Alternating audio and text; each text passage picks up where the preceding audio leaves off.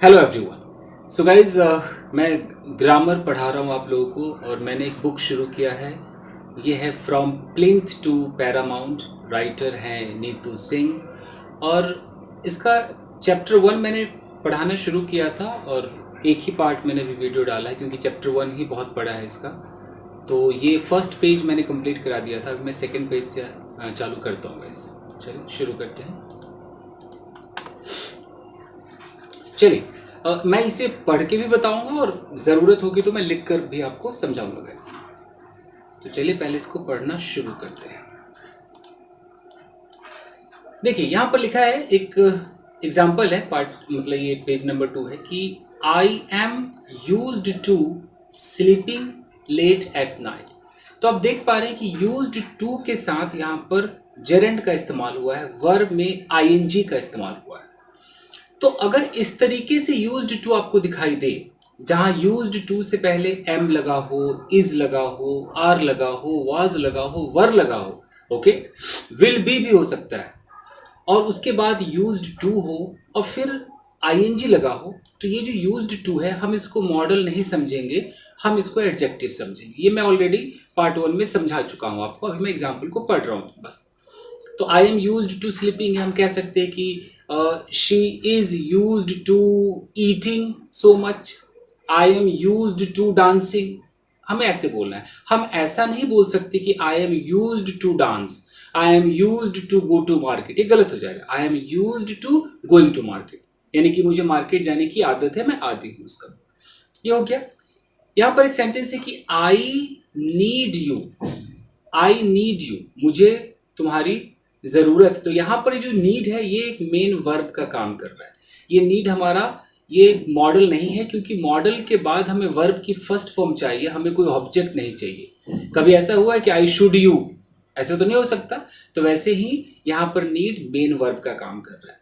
चलिए, उसके बाद यहां है कि you need not come tomorrow. अब you need not come tomorrow, यहां पर नीड कौन सा काम कर रहा है? यहां पर नीड आपका मॉडल का काम कर रहा है। मॉडल हेल्पिंग वर्ब होता है, इसलिए यहां पर नीड के नीचे हेल्पिंग वर्ब लिखा हुआ है। जैसे यू शुड नॉट कम, तो जैसे शुड नॉट कम है उसी तरीके से नीड नॉट कम है, यानी कि ये मॉडल है। क्लियर है? चलिए, तो ये आपका हेल्पिंग वर्ब, मॉडल तो हेल्पिंग वर्ब भी होता है, ये नॉट हो गया और ये आपका मेन वर्ब हो गया। She does not dare to come home late. अब डेयर का जो इस्तेमाल है, डेयर मॉडल का भी काम करता है और मेन वर्ब का भी काम करता है। तो अगर इस डेयर से पहले डज नॉट आ गया है तो ऑफकोर्स ये मेन वर्ब ही है, क्योंकि आपको पता है कि मॉडल अपने आप में हेल्पिंग वर्ब है, तो कोई और उसकी जगह हेल्पिंग वर्ब कैसे आ सकता है? क्या ऐसा आ सकता है कि I don't should go there? ऐसा तो नहीं हो सकता। तो ये कुल मिलाकर ये समझाने की कोशिश की गई है कि ये जो यूज टू है, ओके, मैं लिख के समझा, ऐसे तो लिखना थोड़ा मुश्किल हो जाएगा। ऐसे मैं 2 मिनट दीजिए मुझे। Here we go. तो कुल मिलाकर बात ये है कि ये जो यूज टू है, ये जो डेयर है और ये जो नीड है, इनके बारे में बात हो रही है कि भैया ये जो 3 आइटम है ये क्या काम करते हैं। ये जो नीड है ये आपका मेन वर्ब का भी काम करता है और मॉडल का भी काम करता है। ये जो डेयर है ये मेन वर्ब का भी काम करता है और ये मॉडल का भी काम करता है। मॉडल मतलब हेल्पिंग वर्ब। और ये जो यूज टू है ये मॉडल का काम करता है और ये एडजेक्टिव का काम करता है। ये मैं ऑलरेडी पार्ट 1 में समझा चुका हूँ। चलिए आगे बढ़े। ठीक है गाइस, तो यहां तक तो क्लियर हो गया। अब यहां पर कुछ पॉइंट्स लिखे हुए हैं कि ऑक्सिलरी वर्ब के कुछ मुख्य बिंदु, वो पढ़ लेते हैं, फिर यहां पर हमें कैन कोड वगैरह सीखने को मिलेगा। तो चलिए शुरू करते हैं। चलिए, तो रूल नंबर 1 है। रूल नंबर 1 क्या कह रहा है कि जितने भी मॉडल ऑक्सिलरी वर्ब्स का प्रयोग, जो भी मॉडल ऑक्सिलरी वर्ब्स हैं वो मेन वर्ब के रूप में नहीं होता है। तो बिल्कुल क्लियर बात हो गई है कि हम शुड को शुडेड, शुडिंग, शुड कर ही नहीं सकते हैं। इसका प्रयोग हेल्पिंग वर्ब के रूप में होता है। ये सिर्फ हेल्पिंग वर्ब, जैसे कि I can lift this box, तो यहाँ पर कैन आपका मॉडल है और ये हेल्पिंग वर्ब का काम कर रहा है, क्योंकि लिफ्ट हमारा मेन वर्ब है। मेन वर्ब से पहले हेल्पिंग वर्ब आता है, यानी कि मॉडल के बाद हमेशा मेन वर्ब आएगा, वर्ब की फर्स्ट फॉर्म आएगा। ही शुड वर्क हार्ड, तो आप देख रहे हैं कि शुड हमारा हेल्पिंग वर्ब है, मॉडल है मतलब हेल्पिंग वर्ब है, और शुड के बाजू में क्या है? वर्क। वर्क हमारा मेन वर्ब है। यानी कि जितने भी मॉडल्स हैं ये सिर्फ और सिर्फ हेल्पिंग वर्ब का काम करते हैं, डेयर को छोड़कर, नीड को छोड़कर, यूज टू को छोड़कर। मैं समझा चुका हूं। ये सेवी मॉडल्स कहलाते हैं। चलिए, तो ये तो पहला रूल क्लियर है। दूसरा रूल क्या कहता है कि मॉडल ऑक्सिलरी वर्ब्स का V1, V2, V3 ING form, ACS form, ये जो 5 तरीकों से जो हम वर्ब को बदलते हैं, गो है, वेंट, गॉन, गोइंग, गोज, ये जो 5 तरीकों से बदलते हैं, तो भैया आप मॉडल के साथ ऐसा नहीं कर सकते। आप ऐसा नहीं कह सकते कि can, canned, canned, canning, cans, ऐसा नहीं कर सकते। अब तो मॉडल के साथ नहीं हो सकता। इसका प्रयोग सभी नंबर्स तथा पर्सन के सब्जेक्ट के साथ हमेशा एक ही रूप में होता है।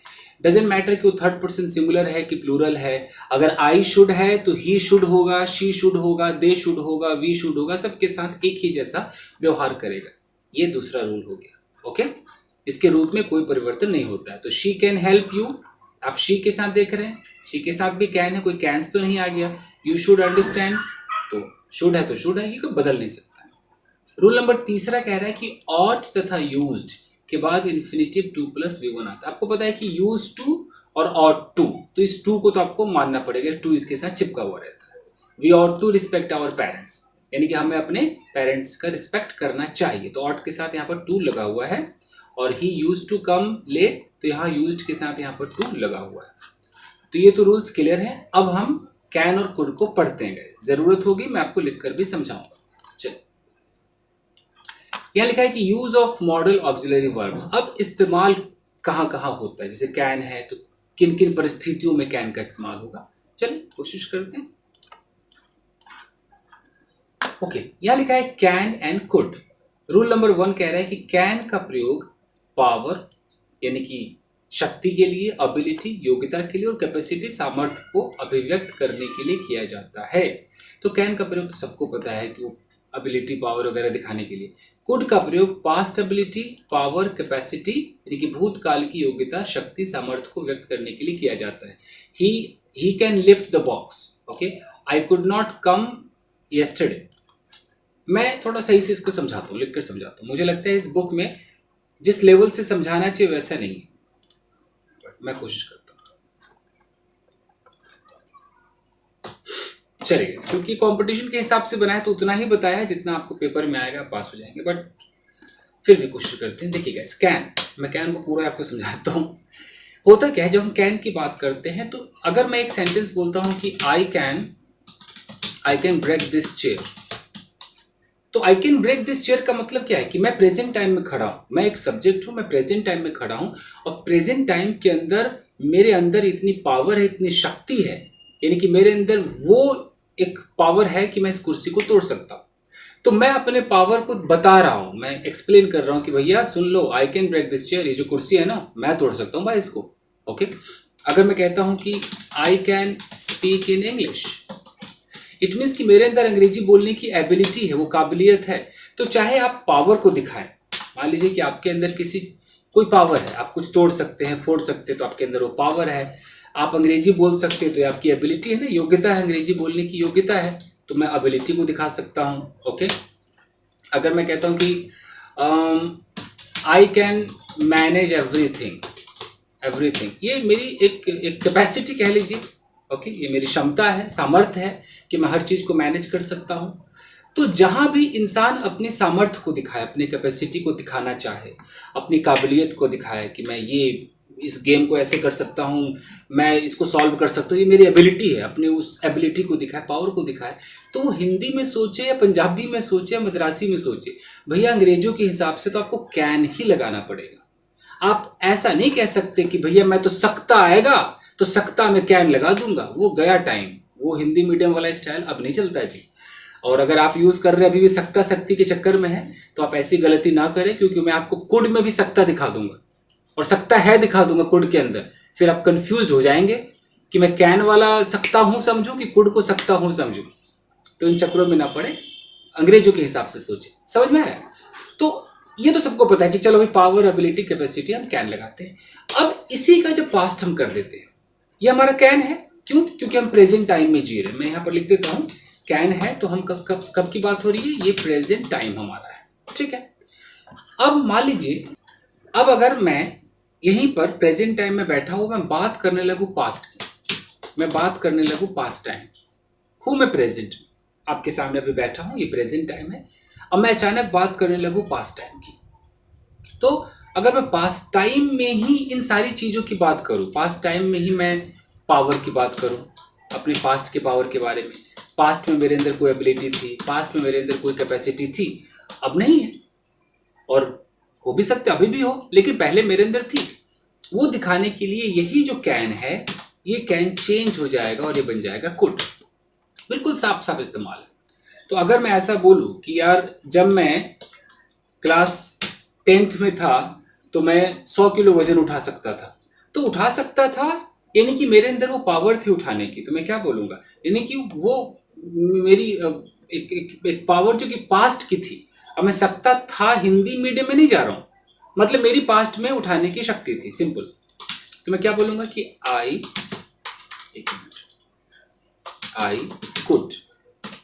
कुड लिफ्ट, एक minute, I could lift 100 kg जब मैं क्लास 10th में था, when I was in class 10th। इस तरीके से गाइस समझ में आ रहा है।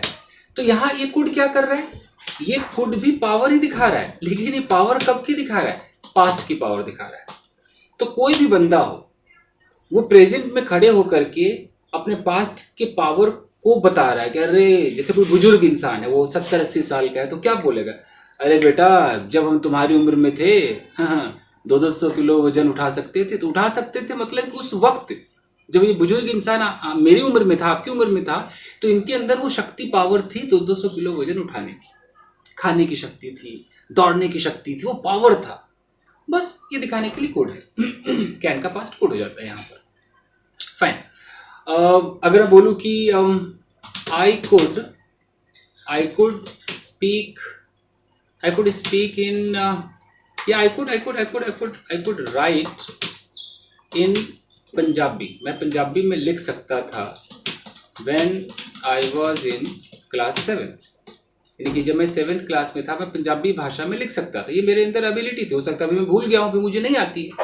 तो इस तरीके से हम इस्तेमाल करते हैं कुड का, जो कैन का विपरीत होता है, पास्ट होता है। यहाँ तक तो कोई दिक्कत ही नहीं है, ठीक है जी। अब इसके अलावा और देख लीजिए, किताब पढ़ाता हूँ फिर मैं समझाता हूँ। हाँ जी, तो ये बिल्कुल क्लियर हो गया, ये जितने भी एबिलिटी, पावर, कैपेसिटी, कैन और कुड हो गया।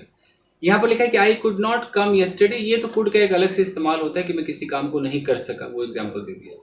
रूल नंबर 2 कह रहा है, एक मिनट मैं सबको समझाऊं, ये कह रहा है कि कैन का प्रयोग परमिशन यानी कि अनुमति देने के भाव को व्यक्त करने के लिए किया जाता है, यानी कि यू कैन गो नाउ, यानी कि कोई व्यक्ति अगर आपको अलाउ कर रहा है, ओके, तो भैया वो कैन से बोलेगा।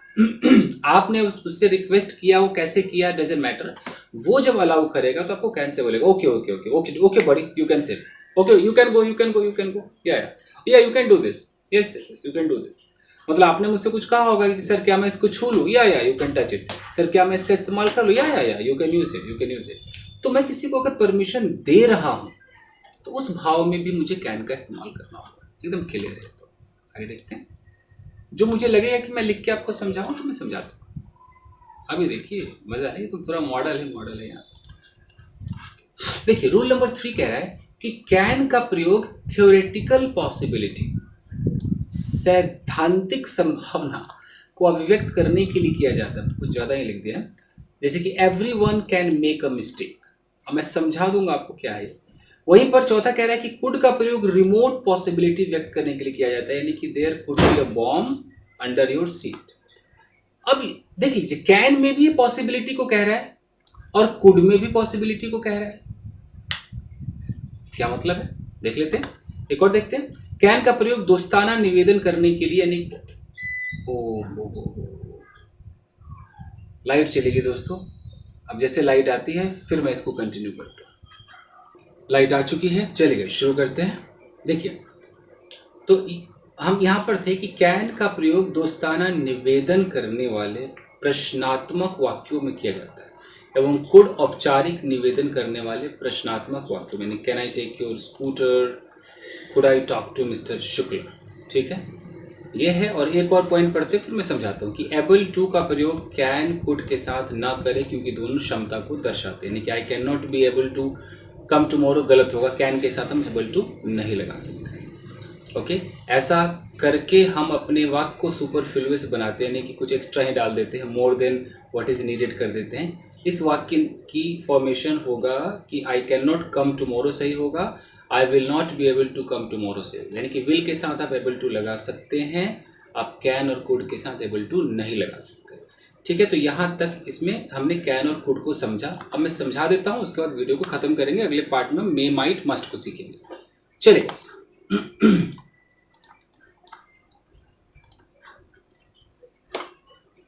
फाइन, तो फिर से आ जाते हैं। कैन और कुड की बात हो रही थी, तो यहाँ पर कैन में अचानक आपने देखा कि ठीक है, कैन का पावर समझ में आ गया कि पावर के लिए, एबिलिटी के लिए, एक मिनट, एबिलिटी के लिए और कैपेसिटी के लिए ये आपका कैन है। और ये सिर्फ इसलिए है क्योंकि ये प्रेजेंट टाइम है, प्रेजेंट टाइम में हम इसका इस्तेमाल करते हैं। कुड का आपने देखा कि कुड का सब कुछ सेम ही है। ओके, सब कुछ सेम है। इसके अंदर भी पावर है, इसमें भी एबिलिटी है, इसमें भी कैपेसिटी है, लेकिन ये किसको दिखाता है? ये दिखाता है आपका पास्ट टाइम। यानी कि यहाँ तक तो कैन और कुड बिल्कुल सेम जा रहे हैं, एक प्रेजेंट के लिए बना है, एक पास्ट के लिए बना है। फिर इसके बाद बात होती है पॉसिबिलिटी की। अब यहाँ पर कह रहा है कि जो कैन है ये दिखाता है थ्योरेटिकल पॉसिबिलिटी, थ्योरेटिकल स्पेलिंग गलत है, पॉसिबिलिटी, एक मिनट, ये कुछ ऐसा ही लिखा था, थ्योरेटिकल, सैद्धांतिक कुछ संभावना करके लिखा था, थ्योरेटिकल पॉसिबिलिटी। होता क्या है थ्योरेटिकल पॉसिबिलिटी? कहने का मतलब है कि किसी चीज, कोई चीज, अगर मैं बोलूं कि आप 2 मंजिल से कूदेंगे तो आपकी हड्डी टूट जाएगी, आपकी हड्डी टूट जाएगी, तो कहीं ना कहीं प्रमाण मिला हुआ है, कहीं ना कहीं ये प्रूफ हो चुका है कि अगर आप ऐसा करेंगे तो आपके साथ ऐसा हो सकता है। तो वो संभावना जहां पर पहले से आपको प्रमाण पता हो, आपको मालूम हो कि ऐसा भैया हो सकता है, बहुतों के साथ हुआ है, तुम्हारे साथ भी हो सकता है, तो थ्योरेटिकली वो साइन हो चुका है। थ्योरेटिकली समझ लीजिए कि एक थ्योरी पहले से मार्केट में, एक थ्योरी है कि भैया ये हो सकता है। अगर तुम भाई एक पिस्टल लेकर के किसी शॉपिंग मॉल में घुसोगे तो भैया वो आपको पकड़ सकते, गिरफ्तार कर सकते, ये मतलब ये थ्योरी मार्केट में है। तो थ्योरेटिकली पॉसिबिलिटी का मतलब समझ रहे हैं कि पहले से क्लियर है, सबको पता है कि भैया ऐसा हो सकता है, सबके साथ हुआ है, आपके साथ भी होगा। तो मैं ऐसा बोल सकता हूं कि मैं बोलूं कि दोज सिक्योरिटी, स्पेलिंग गलत है, those security personal can stop you if they find any knife with you। अब मैंने ये बोला कि दो सिक्योरिटी पर्सनल, वो जो सिक्योरिटी वाले जो लोग हैं, वो जो सिक्योरिटी गार्ड्स हैं, कलर सही नहीं है, वो जो सिक्योरिटी गार्ड्स हैं भैया, वो आपको स्टॉप कर सकते हैं, रोक सकते हैं। अब मैंने यहाँ पर कैन लगाया, मैं कुड क्यों नहीं लगाया, मैं अदर मे, माइट वगैरह क्यों नहीं लगाया? मैंने कैन क्यों लगाया? क्योंकि कैन दिखाता है थ्योरेटिकल पॉसिबिलिटी, यानी कि भैया ये बिल्कुल थ्योरी मार्केट में है कि अगर आप एक बंदूक के साथ या चाकू के साथ किसी शॉपिंग मॉल में जाओगे या किसी कंपनी में जाओगे तो जो सिक्योरिटी पर्सनल होगा आपको बिल्कुल रोक सकता है। तो अब समझ में आ रहा है, यानी कि संभावना उसकी रोकने की है क्योंकि उसने बहुतों को रोका है, वो प्रमाण हमारे पास है, ऐसा ही होता आ रहा है, तो भैया तुम्हारे साथ भी ऐसा होगा। ये होता है कैन। समझ में आ रहा है? अगर मैं इसको इस तरीके से बता दूं कि if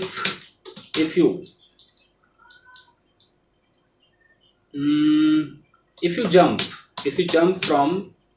from second floor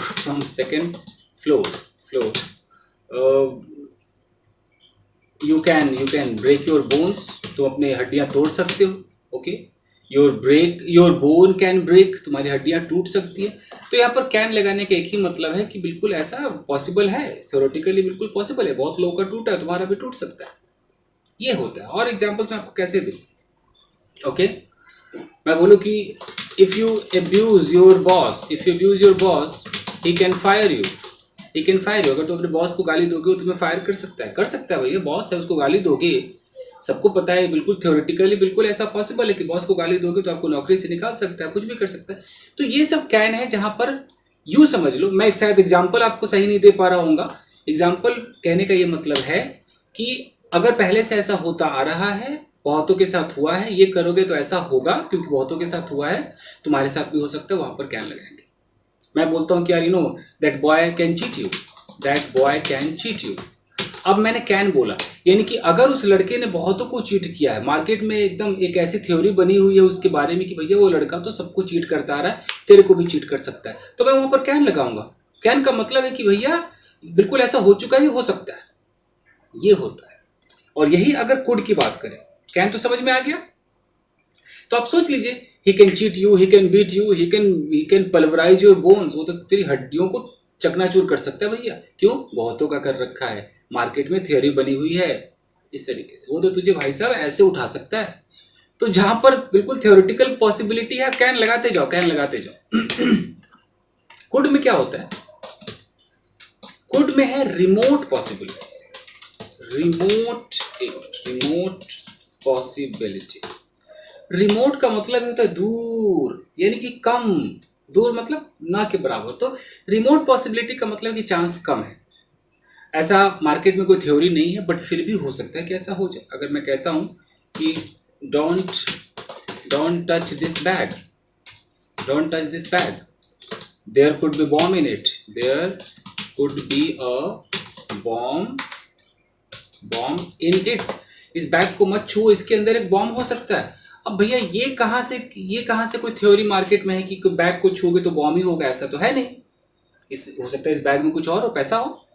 तो जहां पर पहले से कोई थ्योरेटिकली मार्केट में कोई चीज ऐसा नहीं है फेमस कि बिल्कुल ये करोगे तो ऐसा हो जाएगा, कोई प्रमाण नहीं है, कुछ नहीं है, हम बस एक अंदाजा लगा रहे हैं, एक डाउट कर रहे हैं, एक अज्यूम कर रहे हैं, अजम्पशन हमारा है, तो वहां पर आपको कुड लगा सकते हैं। और इसकी हिंदी भी वही सकता है वाली हिंदी, अगर आप हिंदी में सोचेंगे कि भैया बॉम्ब हो सकता है, तो हम कुड का इस्तेमाल करते हैं। तो इसीलिए हम हिंदी पे ना सोच करके अंग्रेजों के हिसाब से अपने फीलिंग को देखते हैं कि अगर ज्यादा चांस है, पहले से होता आ रहा है, थ्योरेटिकल पॉसिबिलिटी है, तो कैन लगा दो। अचानक आपके मन में आया कि ओए ये डेंजरस हो सकता है भाई, तो आप कैन की जगह कुड कर दो, इट कुड बी डेंजरस, क्योंकि आपको ऐसा लगता है, पहले से ऐसा है नहीं कि डेंजरस ही होगा, ये होता है। इसीलिए अगर मैं ऐसे बोलूं कि सपोज मैं बोलूं कि दिस जॉब, ये जो जॉब है ना, ये दिस बिजनेस कर देते हैं कि this business could destroy you, एक तरफ मैं ऐसा बोलता हूँ, और एक तरफ मैं कहता हूं कि this business can destroy you. अब क्या फर्क है, मैंने दोनों में तो ऐसे बोला, एक में कुड बोला, एक में कैन बोला है, अब क्या है भैया, दिखाई दे रहा है।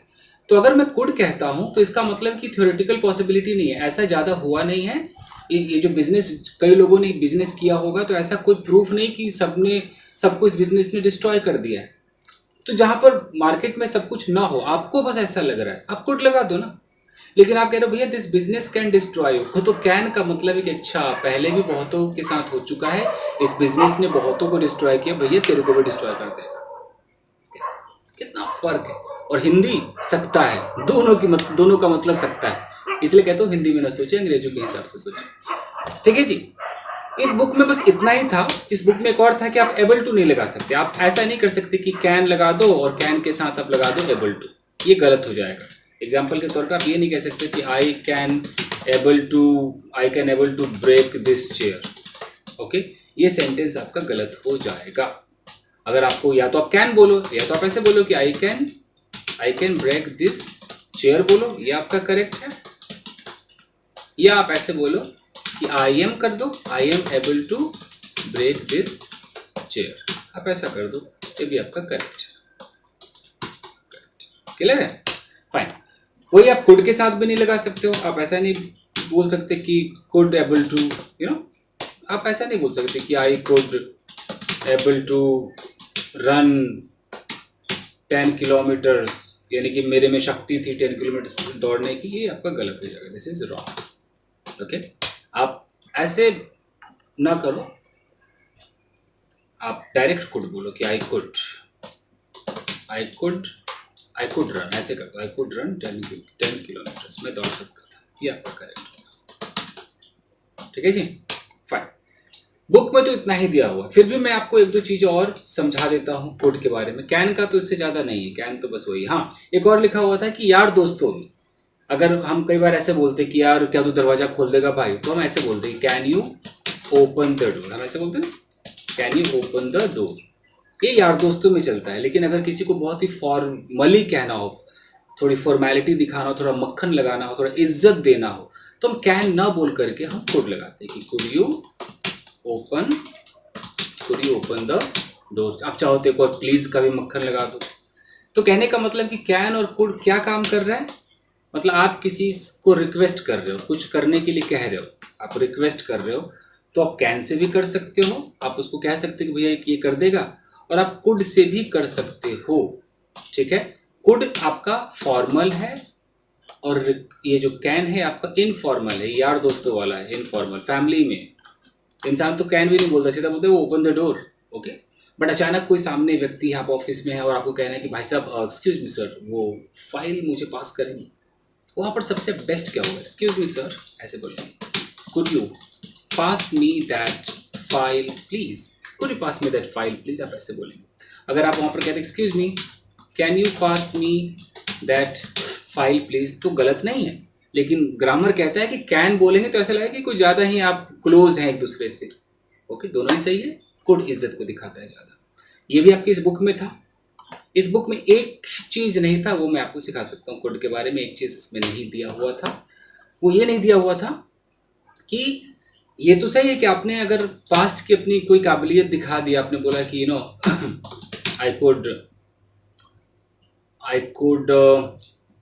beat I could beat anyone when I was 25 years old। मैं जब 25 साल का था ना, किसी को पीट सकता था।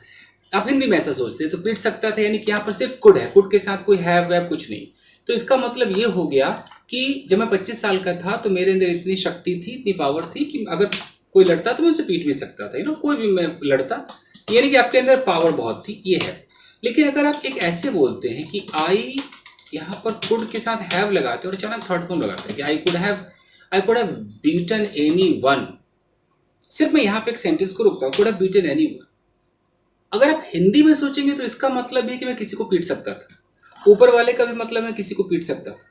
फर्क क्या होता है, ऊपर वाले में आपको, आपके अंदर बस पावर थी, मौका मिलता आप पीट देते। लेकिन नीचे वाले में आपको एक सिचुएशन मिला, आपको मतलब कि बहुत सारे लोग थे और आप गुस्से में थे, आप किसी को भी पीट सकते थे। मतलब उस वक्त एकदम ये पॉसिबल था कि आप चाह जाते तो पीट सकते थे, आपने वो नहीं किया।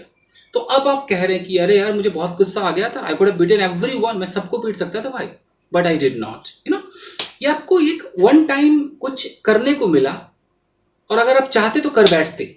मान लीजिए कि अब आप कह रहे हैं कि यार कल तो मैं उसे थप्पड़ मार देता भाई, तो थप्पड़ मार देता मतलब बिल्कुल थप्पड़ में मार सकता था। I could have slapped him, बिल्कुल पॉसिबल था। वो तो मैंने कुछ सोचा इसलिए रुक गया, अदरवाइज तो मैंने बिल्कुल मार दिया होता। I could have slapped him, ये फीलिंग देता है कुड हैव। रोड पे अगर कोई कहीं जा रहा था और किसी को ट्रक ने हिट कर दिया, आप कह रहे यार मैं उसकी जान बचा सकता था यार, बिल्कुल सब कुछ ओके था, बस थोड़ा सा कुछ ऐसा करना था, बचा ही लेता, पता नहीं क्या हो गया, मैं उसकी जान बचा सकता था। तो I could have saved him. तो यहाँ पर आपको हैव लगाना पड़ता है और V3 लगाना पड़ता है। तो इसका आप ख्याल रखेंगे कि खाली कुड और कुड हैव के साथ हिंदी में मीनिंग सकता है कि ही फीलिंग है, बट मतलब देख रहे हैं कि सिचुएशन क्या हो गया है, अलग अलग हो गया, ये है। और बाकी एक उसमें लिखा था कि मैं नहीं आ सका, तो ये आपको कुड का एक इस्तेमाल है ही। आप किसी काम को नहीं कर सके तो आप कुड नॉट लगा कर बोलते हैं कि यार मैं वो लेटर पोस्ट नहीं कर पाया, तो आप कह सकते हैं कि I could not post that letter yesterday, मैं कल वो नहीं कर पाया यस्टरडे। इस तरीके से यार मैं उसकी हेल्प नहीं कर पाया, यार आई कुड नॉट हेल्प हिम या हर। तो किताब के हिसाब से एक एक्स्ट्रा ये नहीं था, वो मैंने आपको करा दिया, बाकी तो बस काफ़ी है गाइस। सो देख लीजिए आप अपने इस बुक को। हम कहाँ तक पहुँच गए, यहाँ तक हमारा कंप्लीट हो चुका है। अब इसी में मे माइट मस्ट शुरू है, तो मुझे लगता है कि वीडियो कुछ ज़्यादा ही बड़ी हो रही है, तो मैं आपको ये अगले पार्ट में करा दूंगा। मे माइट मस्ट है, उसमें शैल विल है, और अभी बहुत कुछ अभी वुड है इसके अंदर, देख लीजिए, शुड है, ought to, must, use to, ये सब कुछ होने के बाद अभी डेयर, नीड, सब बहुत कुछ है गाइस। ये होने के बाद, अरे ये तो बहुत बड़ा है भैया। उसके बाद इतने सारे वर्ब की फॉर्म्स है, खैर ये तो वर्ब की फॉर्म्स तो नहीं पढ़ाना है, तो आपको आते ही। जब ये सब हो जाएगा तो फिर हम क्या करेंगे, कुछ बहुत कुछ है गाइस, अभी तो चलता रहेगा, अभी तो कंफ्यूजिंग वाले हैं, एक ही जैसे प्रैक्टिस प्रैक्टिस, एक ही जैसे कुछ वर्ड्स होते हैं, ये होगा। उसके बाद फिर हम कॉमन एरर करेंगे, स्पॉटिंग द एरर करेंगे। मतलब आपको बहुत कुछ सीखने को मिलने वाला है पहले ही चैप्टर में, वर्ब के पार्ट में। तो आप बने रहिए, सीखते रहिए। Thank you very much everybody, see you in next episode. Thank you guys.